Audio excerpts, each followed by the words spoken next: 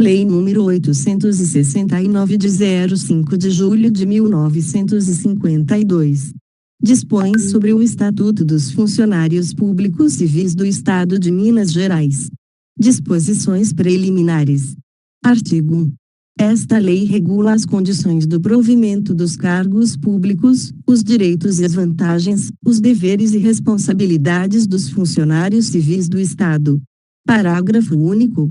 As suas disposições aplicam-se igualmente ao Ministério Público e ao Magistério.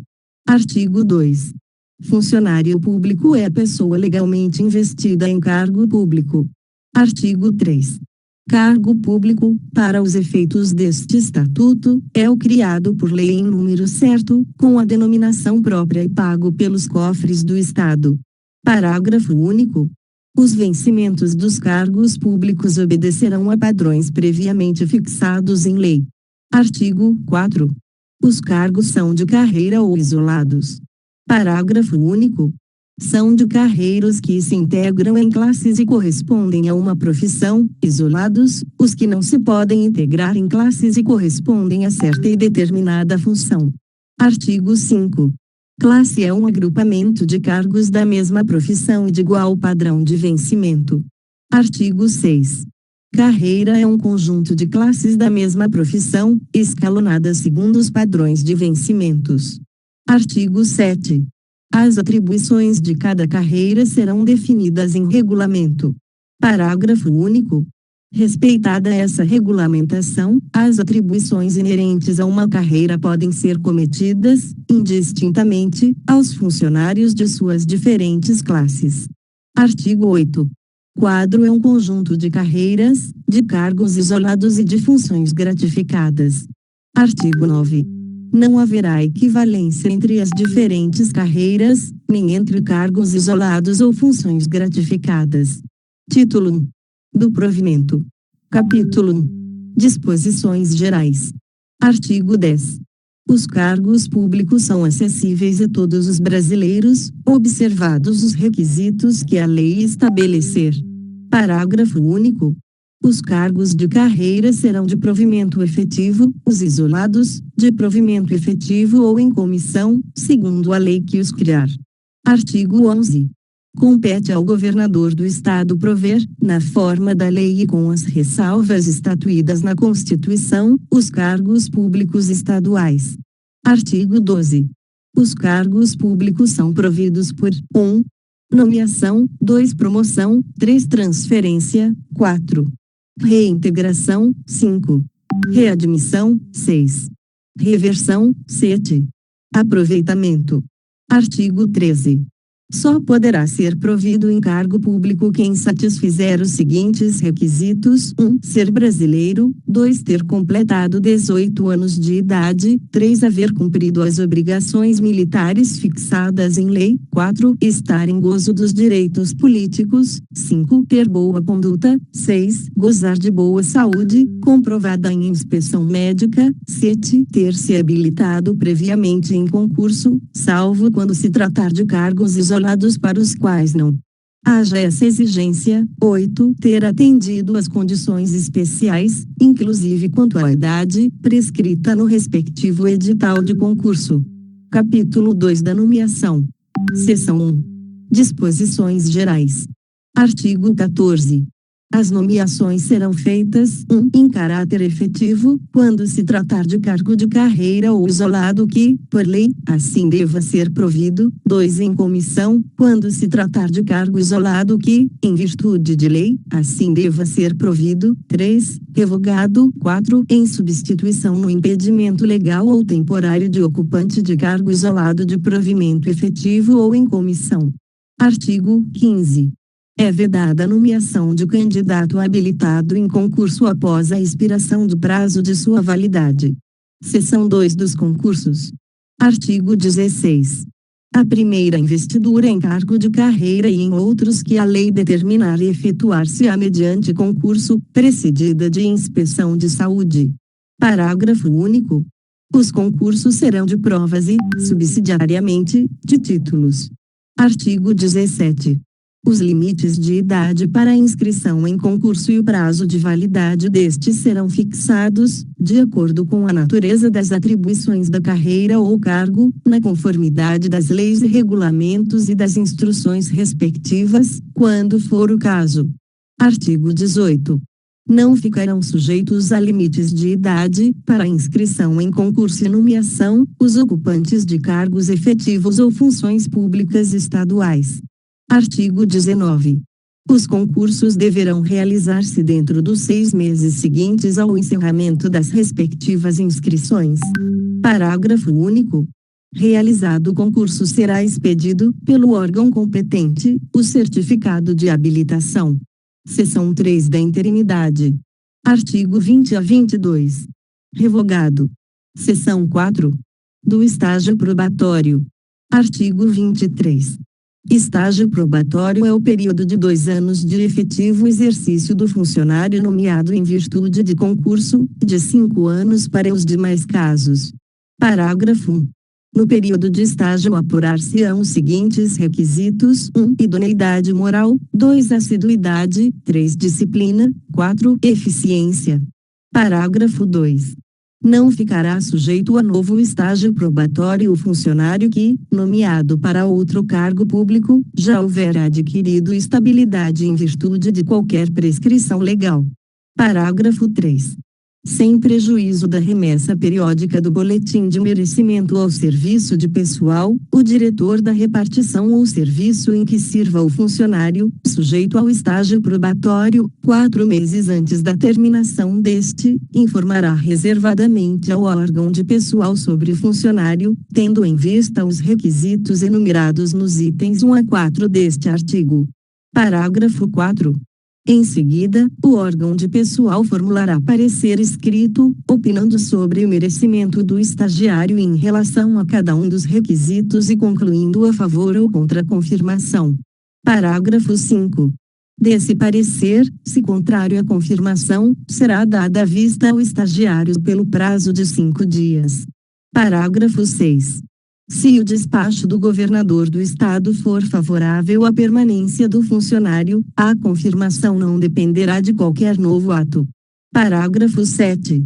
A apuração dos requisitos de que trata este artigo deverá processar-se de modo que a exoneração do funcionário possa ser feita antes de fim do período de estágio.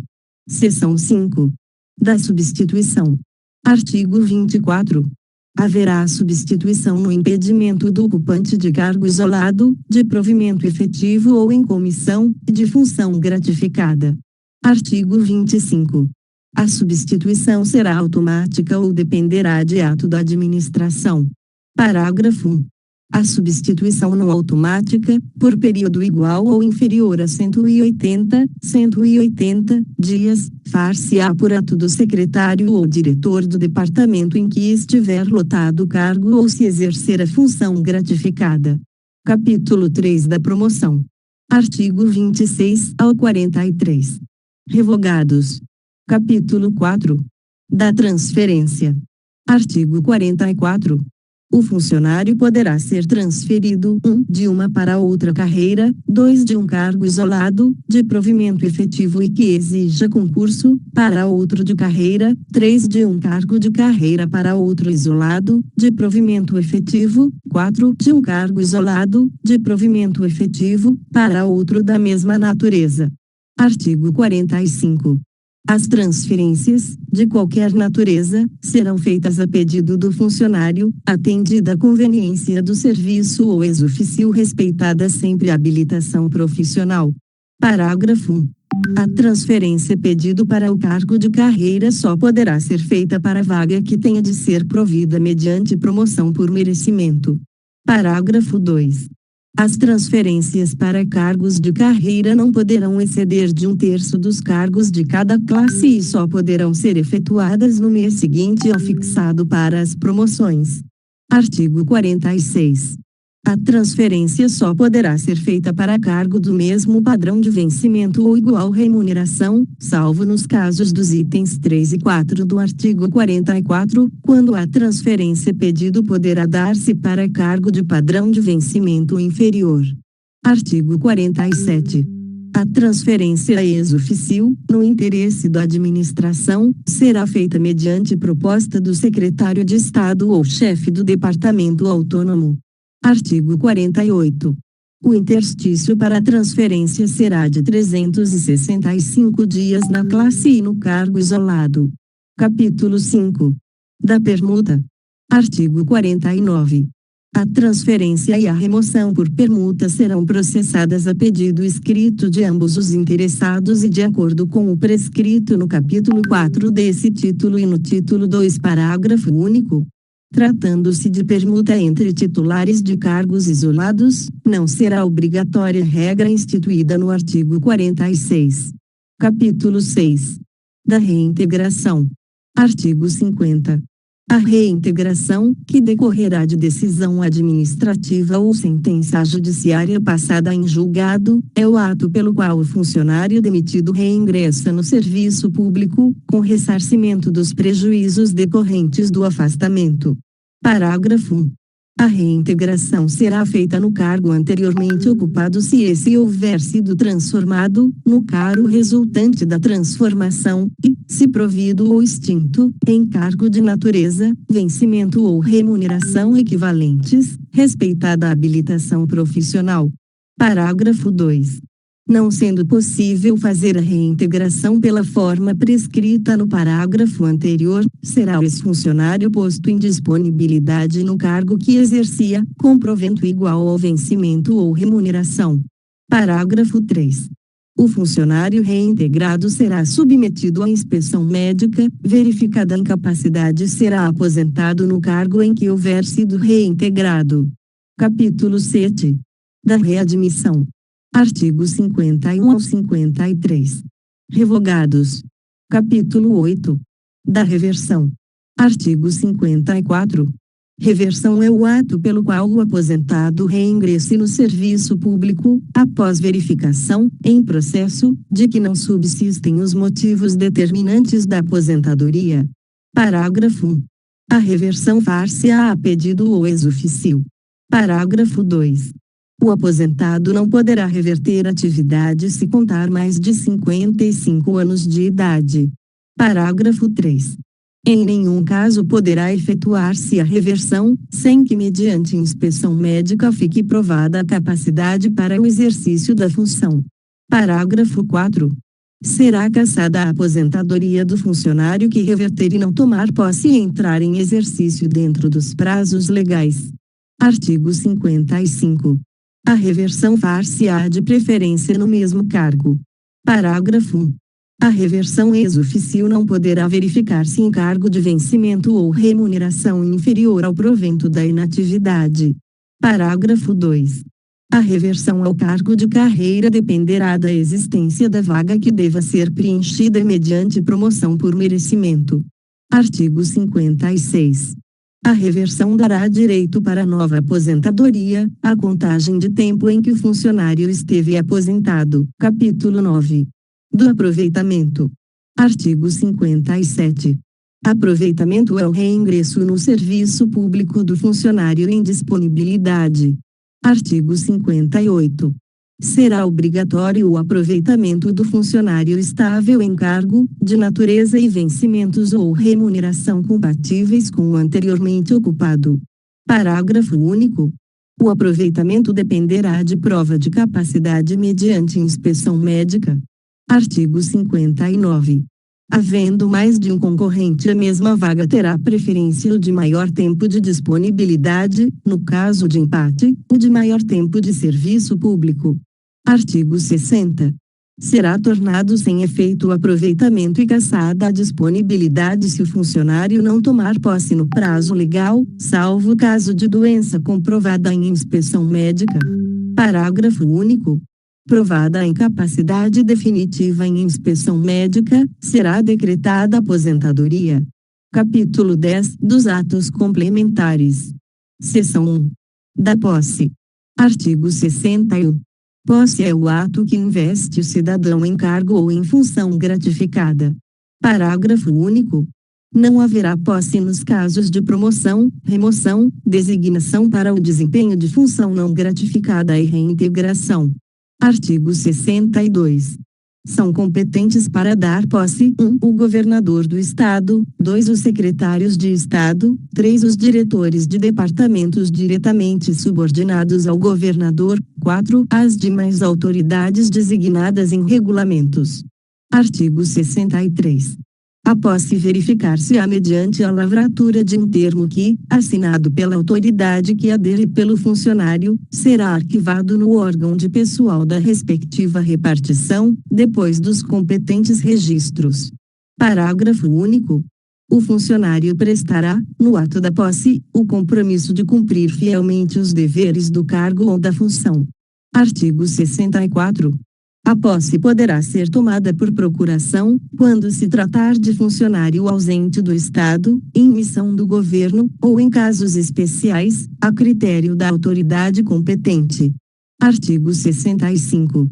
A autoridade que der posse deverá verificar, sob pena de ser pessoalmente responsabilizada, se forem satisfeitas as condições estabelecidas no artigo 13 e as especiais fixadas em lei ou regulamento, para a investidura no cargo ou na função. Artigo 66. A posse deverá verificar-se no prazo de 30 dias, contados da data da publicação do decreto no órgão oficial. Parágrafo 1. Esse prazo poderá ser prorrogado, por outros 30 dias, mediante solicitação escrita e fundamentada do interessado e despacho da autoridade competente para dar posse. Parágrafo 2. Se a posse não se der dentro do prazo inicial e no da prorrogação, será tornada sem efeito, por decreto, a nomeação. Seção 2 da fiança. Artigo 67. O exercício do cargo cujo provimento, por prescrição legal ou regulamentar, exija fiança, dependerá da prévia prestação desta. Parágrafo 1. A fiança poderá ser prestada: 1. Em dinheiro, 2. Em títulos da dívida pública, 3. Em apólices de seguro de fidelidade funcional, emitidas por institutos oficiais ou companhias legalmente autorizadas. Parágrafo 2. Não poderá ser autorizado o levantamento da fiança antes de tomadas as contas do funcionário. Seção 3 do exercício. Artigo 68. O início, a interrupção e o reinício do exercício serão registrados no assentamento individual do funcionário. Parágrafo único. O início do exercício e as alterações que neste ocorrerem serão comunicados, pelo chefe da repartição ou serviço em que estiver lotado o funcionário, ao respectivo serviço de pessoal e às autoridades, a quem caiba tomar conhecimento. Artigo 69. O chefe da repartição ou do serviço para que for designado o funcionário é a autoridade competente para dar-lhe exercício. Artigo 70. O exercício do cargo ou da função terá início dentro do prazo de 30 dias, contados: 1. Da data da publicação oficial do ato, nos casos de promoção, remoção, reintegração e designação para função gratificada; 2. Da data da posse, nos demais casos. Parágrafo 1. Os prazos previstos neste artigo poderão ser prorrogados, por solicitação do interessado e a juízo da autoridade competente, desde que a prorrogação não exceda 30 dias. Parágrafo 2. No caso de remoção e transferência, o prazo inicial para o funcionário em férias ou licenciado, exceto no caso de licença para tratar de interesses particulares, será contado da data em que voltar ao serviço. Artigo 71. O funcionário nomeado deverá ter exercício na repartição cuja lotação houver vaga. Parágrafo único. O funcionário promovido poderá continuar em exercício na repartição em que estiver servindo. Artigo 72.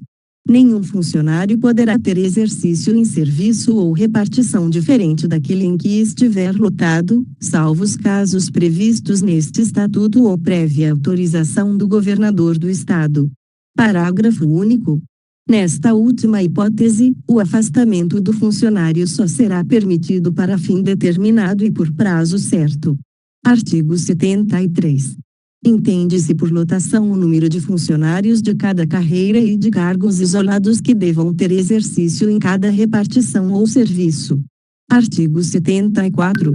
O funcionário deverá apresentar ao órgão competente, após ter tomado posse antes de entrar em exercício, os elementos necessários à abertura do assentamento individual.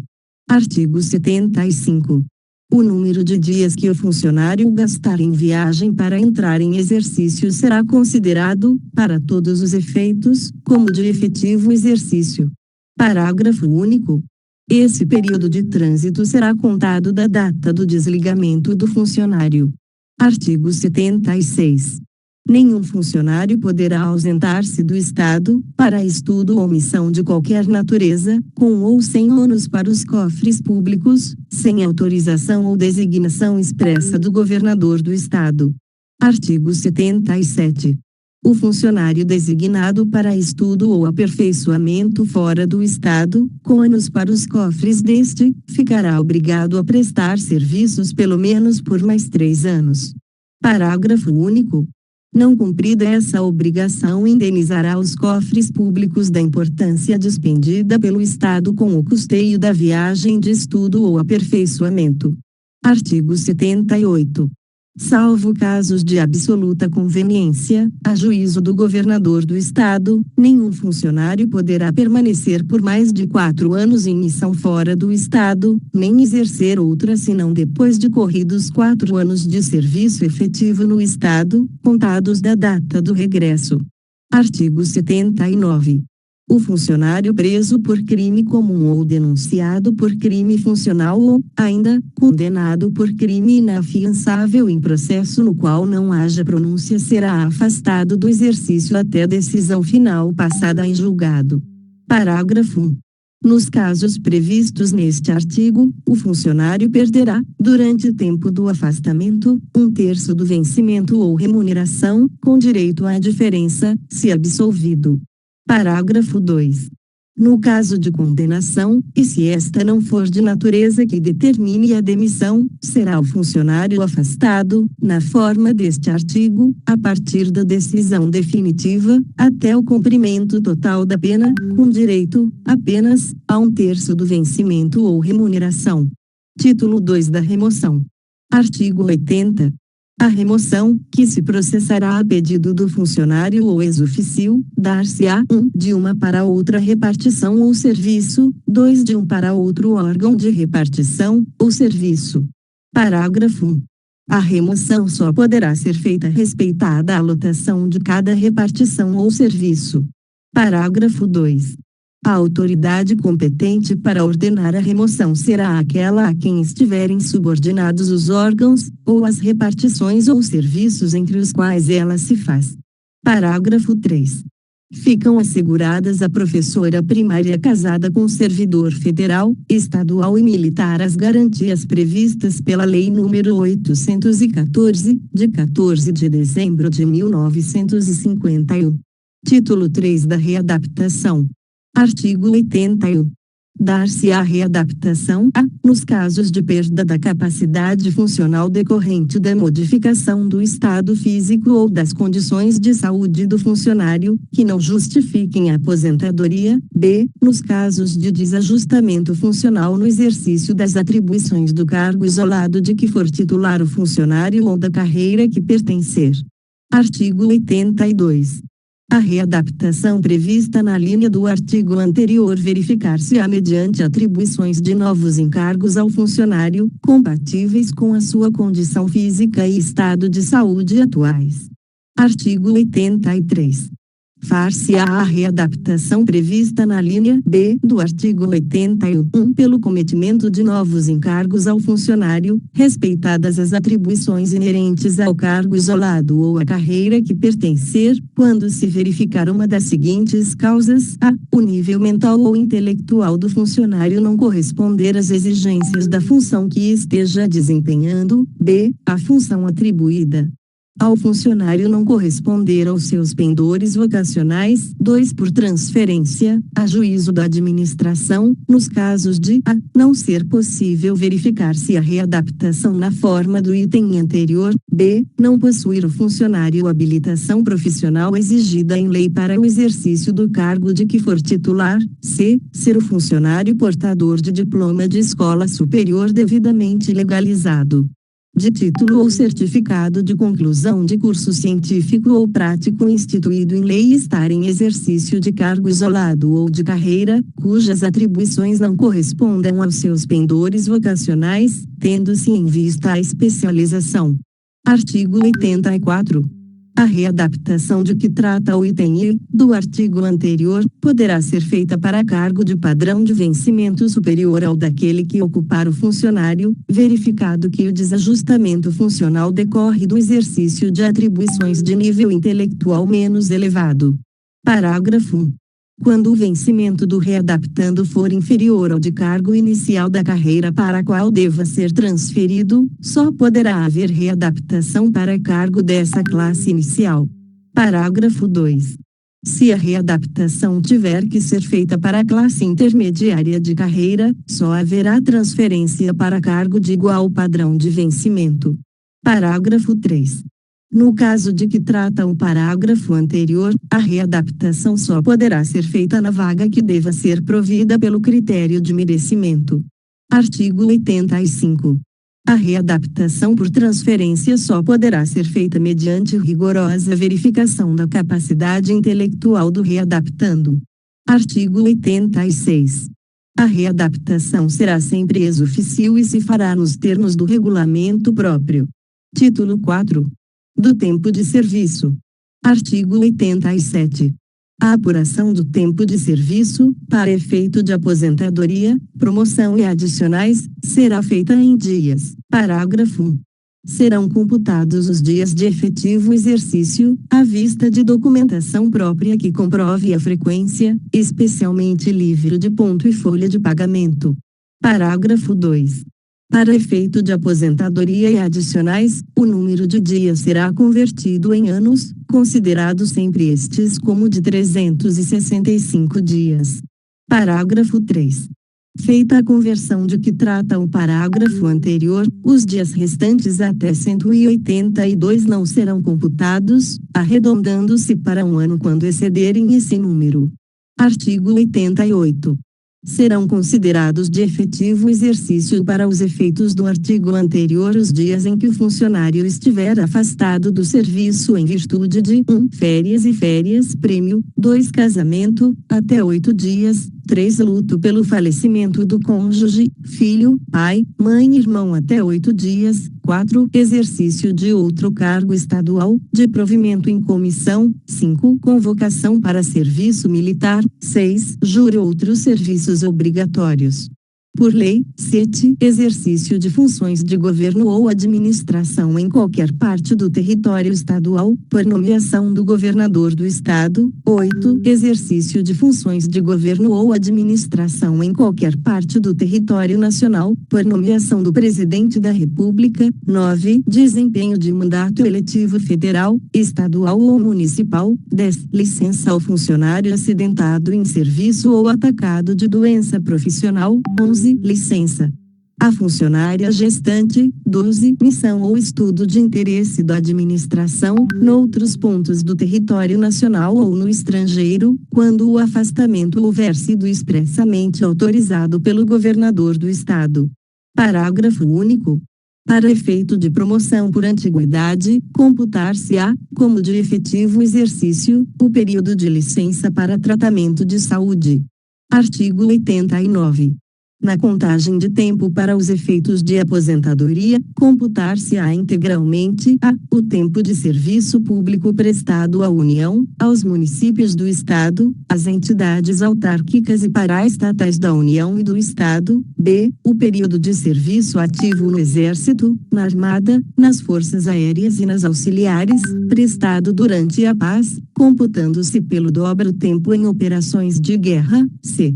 O número de dias em que o funcionário houver trabalhado como extranumerário ou sob outra qualquer forma de admissão, desde que remunerado pelos cofres públicos. D. O período em que o funcionário esteve afastado para tratamento de saúde, e o período em que o funcionário tiver desempenhado, mediante autorização do governo do Estado, cargos ou funções federais, estaduais ou municipais. F. O tempo de serviço prestado pelo funcionário, mediante autorização do Governo do Estado, as organizações autárquicas e paraestatais, g. o período relativo à disponibilidade remunerada, h. o período em que o funcionário tiver desempenhado mandato eletivo federal, estadual ou municipal, antes de haver ingressado ou de haver sido readmitido nos quadros do funcionalismo estadual.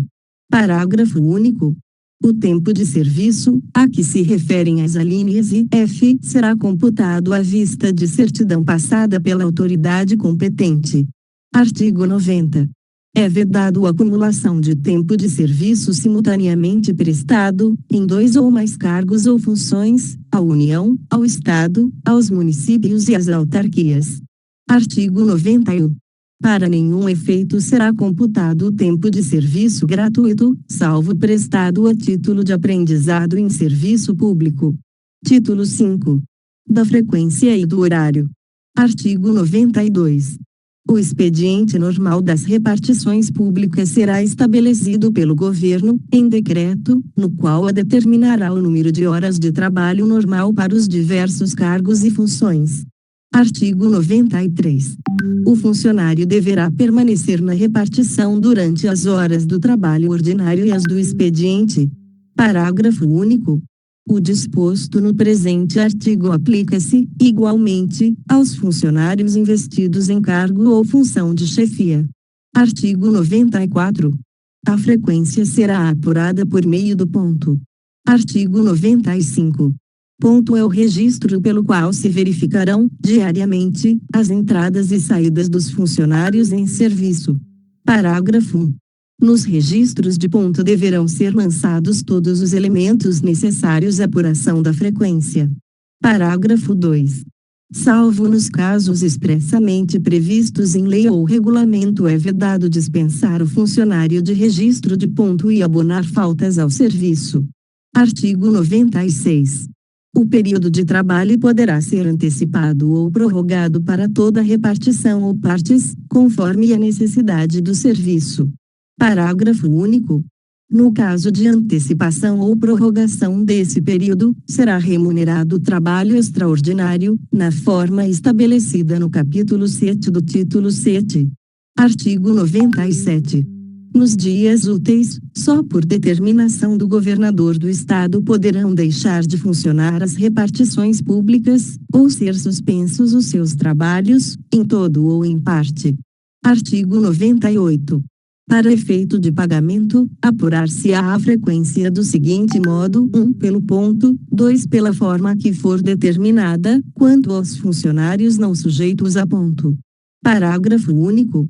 Haverá um boletim padronizado para a comunicação da frequência. Artigo 99.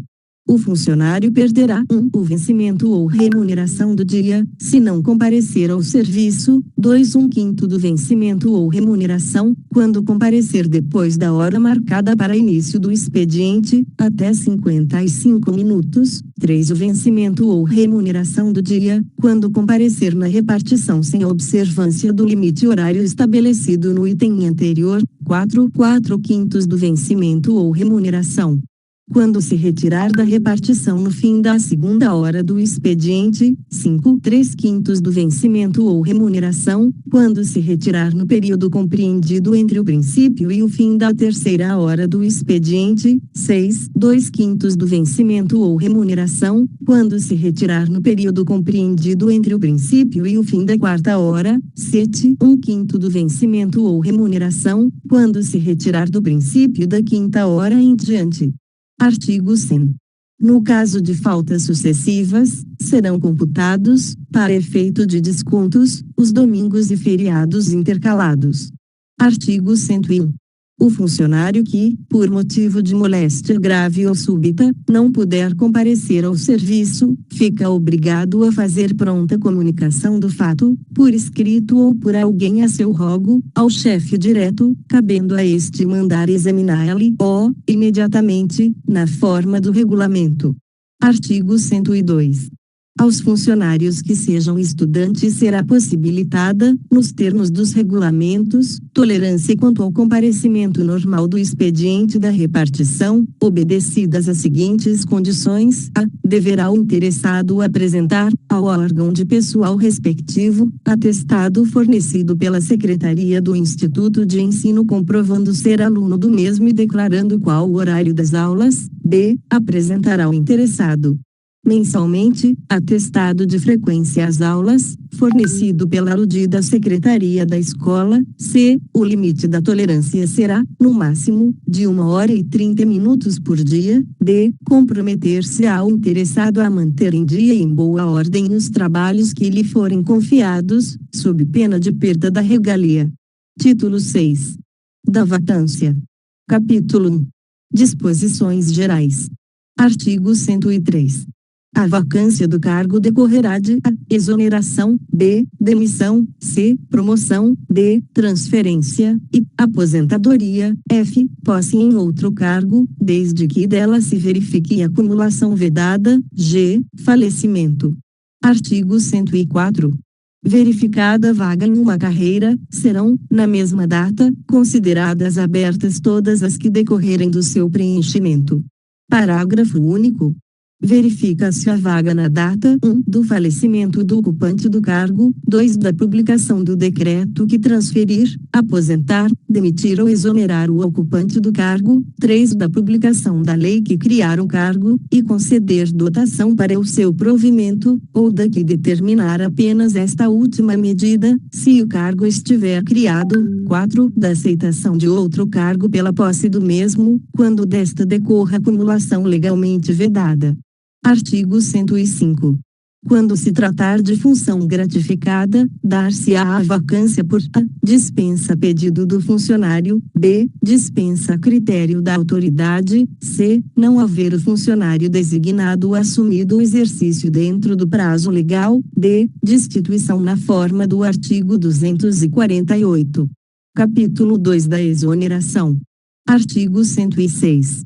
Dar-se a exoneração a pedido do funcionário, b. A critério do governo quando se tratar de ocupante de cargo em comissão ou interino em cargo de carreira ou isolado, de provimento efetivo, c. Quando o funcionário não satisfizer as condições de estágio probatório, d. Quando o funcionário interino em cargo de carreira ou isolado, de provimento efetivo, não satisfizer as exigências para a inscrição em concurso e, automaticamente, após a homologação do resultado do concurso para provimento do cargo ocupado interinamente pelo funcionário.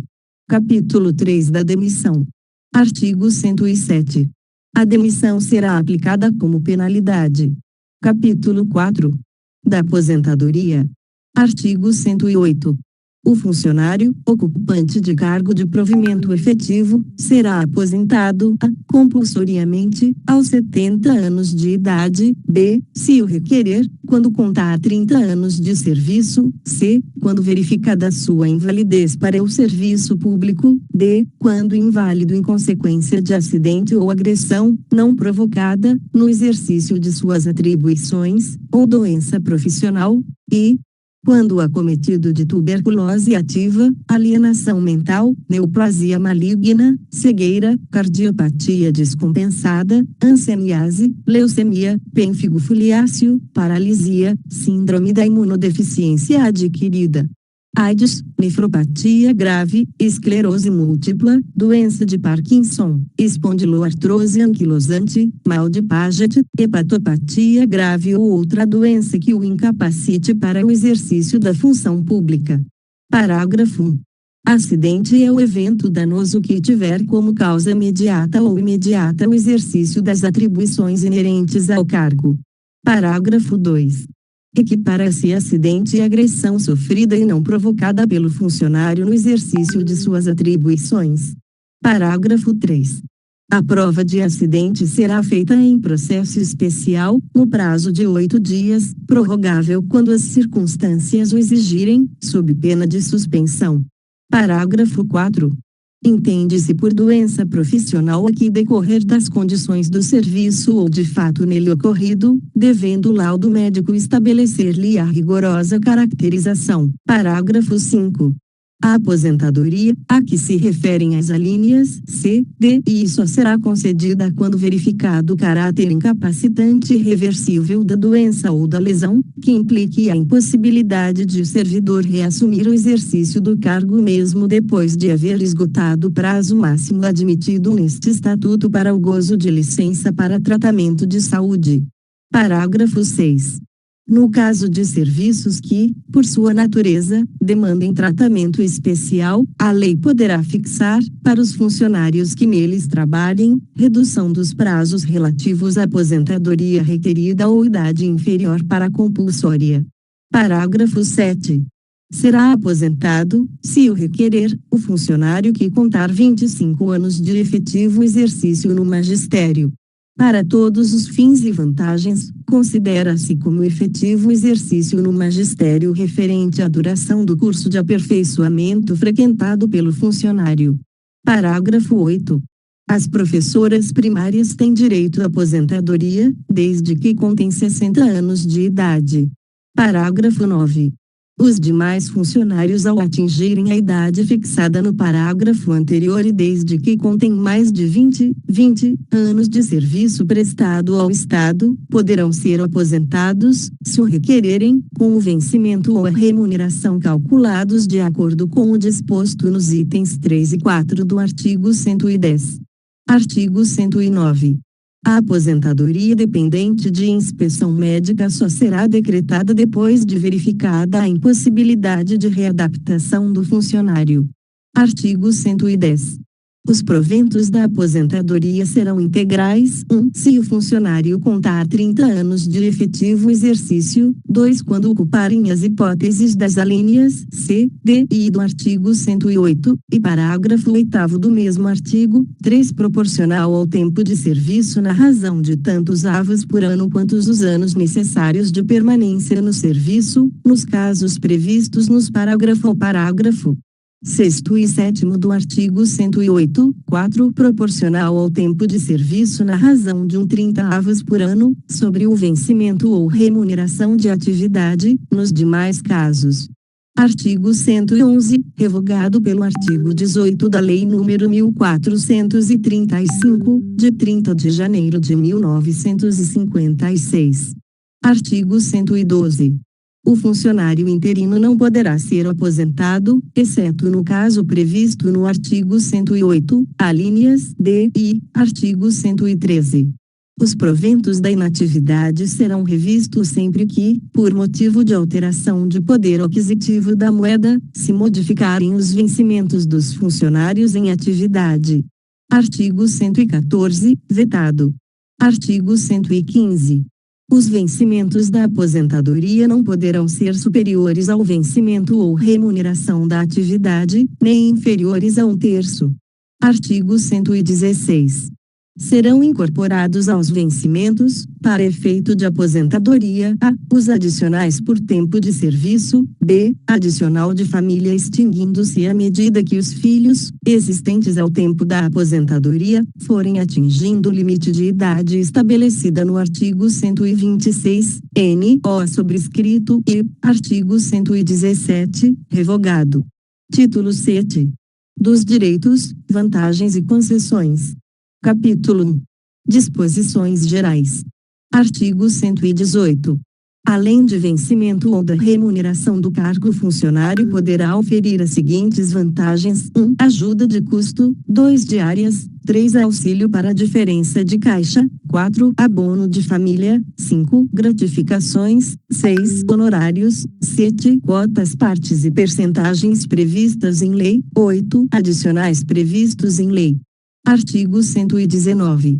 Excetuados os casos expressamente previstos no artigo anterior, o funcionário não poderá receber, a qualquer título, seja qual for o motivo ou a forma de pagamento, nenhuma outra vantagem pecuniária dos órgãos ou serviços públicos, das entidades autárquicas ou paraestatais, ou organizações públicas, em razão de seu cargo ou função, nos quais tenha sido mandado servir, ou ainda de particular.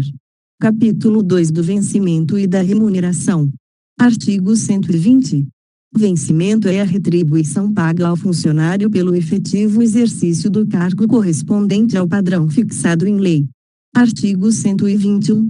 Remuneração é a retribuição paga ao funcionário pelo efetivo exercício do cargo correspondente ao padrão de vencimento e mais as cotas ou porcentagens, que, por lei, lhe tenham sido atribuídas. Artigo 122. Somente nos casos previstos em lei poderá perceber vencimento ou remuneração o funcionário que não estiver no exercício do cargo. Artigo 123. O funcionário nomeado para exercer cargo isolado, provido em comissão, perderá o vencimento ou remuneração ao cargo efetivo, salvo opção. Artigo 124. O vencimento ou a remuneração dos funcionários não poderão ser objeto de arresto, sequestro ou penhora, salvo quando se tratar 1. De prestação de alimentos, na forma da lei civil, 2. De dívida à fazenda pública.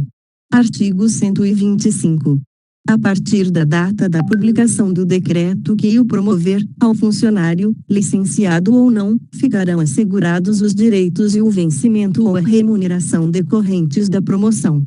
Capítulo 3 do abono de família. Artigo 126.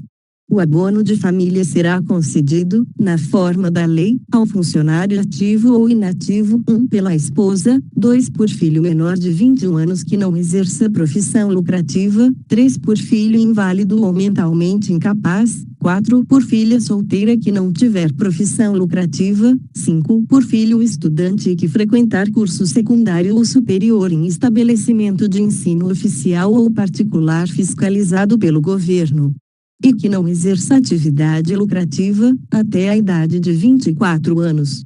Parágrafo único. Compreende-se neste artigo os filhos de qualquer condição, os enteados, os adotivos e o menor que, mediante autorização judicial, viver sob a guarda e sustento do funcionário. Artigo 127. Quando pai ou mãe forem funcionários inativos e viverem em comum, o abono de família será concedido àquele que tiver o maior vencimento. Parágrafo 1. Se não viverem em comum, será concedido ao que tiver os dependentes sob sua guarda. Parágrafo 2. Se ambos os tiverem, será concedido a um e outro dos pais, de acordo com a distribuição dos dependentes. Artigo 128, revogado. Artigo 129.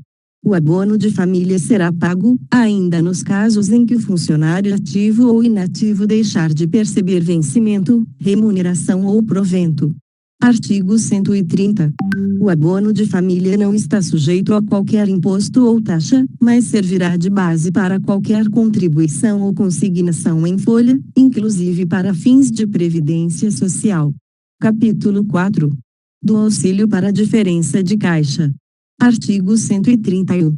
Ao funcionário que, no desempenho de suas atribuições comuns, pagar ou receber, em moeda corrente, poderá ser concedido um auxílio, fixado em lei, para compensar as diferenças de caixa. Parágrafo único. O auxílio não poderá exceder a 5% do padrão de vencimento e só será concedido dentro dos limites da dotação orçamentária. Capítulo 5 da ajuda de custo. Artigo 132. Será concedida a ajuda de custo ao funcionário que, em virtude de transferência, remoção, designação para função gratificada, passar a ter exercício em nova sede, ou quando designado para serviço ou estudo fora do Estado. Parágrafo 1. A ajuda de custo destina-se a indenizar o funcionário das despesas de viagem e de nova instalação. Parágrafo 2. O transporte do funcionário e de sua família correrá por conta do Estado. Artigo 133. A ajuda de custo será arbitrada pelos secretários do Estado e diretores de departamento diretamente subordinados ao governador do Estado, tendo em vista cada caso, as condições de vida na nova sede, a distância que deverá ser percorrida, o tempo de viagem e os recursos orçamentários disponíveis. Parágrafo 1. A ajuda de custo não poderá ser inferior à importância correspondente a um mês de vencimento e nem superior a 3, salvo quando se tratar do funcionário designado para serviço ou estudo no estrangeiro. Parágrafo 2. No caso de remuneração, calcular-se-á sobre a média mensal da mesma no último exercício financeiro. Parágrafo 3. Será a ajuda de custo calculada, nos casos de promoção, na base do vencimento ou remuneração do novo cargo a ser exercido. Artigo 134. A ajuda de custo será paga ao funcionário adiantadamente no local da repartição ou do serviço do que foi desligado. Parágrafo único. O funcionário, sempre que o preferir, poderá receber, integralmente, a ajuda de custo, na sede da nova repartição ou serviço. Artigo 135.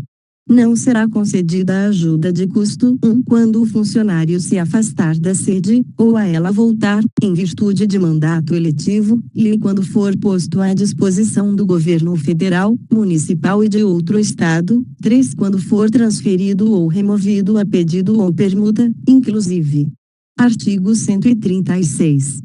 Restituirá a ajuda de custo que tiver recebido 1. O funcionário que não seguir para a nova sede dentro dos prazos determinados, 2. O funcionário que, antes de terminado o desempenho da incumbência que lhe foi cometida, regressar da nova sede, pedir exoneração ou abandonar o serviço. Parágrafo 1. A restituição será feita parceladamente, salvo no caso de recebimento indevido, em que a importância correspondente será descontada integralmente do vencimento ou remuneração, sem prejuízo da aplicação da pena disciplinar cabível na espécie. Parágrafo 2. A responsabilidade pela restituição de que trata este artigo atinge exclusivamente a pessoa do funcionário. Parágrafo 3. Se o regresso do funcionário for determinado pela autoridade competente, ou, em caso de pedido de exoneração, apresentado pelo menos 90 dias após seu exercício na nova sede, ou doença comprovada, não ficará ele obrigado a restituir a ajuda de custo. Artigo 137. O transporte do funcionário e de sua família compreende passagens e bagagens, observado, quanto a estas, o limite estabelecido no regulamento próprio. Parágrafo 1. Poderá ainda ser fornecida passagem a um serviçal que acompanhe o funcionário. Parágrafo 2. O funcionário será obrigado a repor a importância correspondente ao transporte regularmente requisitado, além de sofrer a pena disciplinar que for aplicável. Artigo 138. Compete ao governador do Estado arbitrar ajuda de custo que será paga ao funcionário designado para serviço ou estudo fora do Estado. Parágrafo único. A ajuda de custo, de que trata este artigo, não poderá ser inferior a um mês de vencimento ou remuneração do funcionário. Capítulo 6. Das diárias. Artigo 139. O funcionário que se deslocar de sua sede, eventualmente e por motivo de serviço, faz jus à percepção de diária, nos termos de regulamento. Parágrafo 1. A diária não é devida 1. No período de trânsito, ao funcionário removido ou transferido. 2. Quando o deslocamento do funcionário durar menos de 6 horas. 3. Quando o deslocamento se der para a localidade onde o funcionário resida. 4. Quando relativa a sábado, domingo ou feriado, salvo se a permanência do funcionário fora da sede nesses dias for conveniente ou necessária ao serviço. Parágrafo 2. Sede é a localidade onde o funcionário tem exercício. Artigo 140. O pagamento de diária, que pode ser feito antecipadamente, destina-se a indenizar o funcionário por despesas com alimentação e pousada, devendo ocorrer por dia de afastamento e pelo valor fixado no regulamento. Parágrafo 1. A diária é integral quando o afastamento exceder por mais de 12 horas e exigir pousada paga pelo funcionário.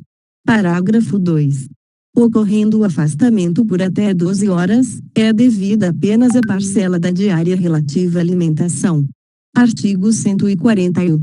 É vedado o pagamento com qualquer outra retribuição de caráter indenizatório de despesa com alimentação e pousada. Artigo 142. Constitui infração disciplinar grave, punível na forma da lei, conceder ou receber diária indevidamente. Capítulo 7. Das gratificações. Artigo 143.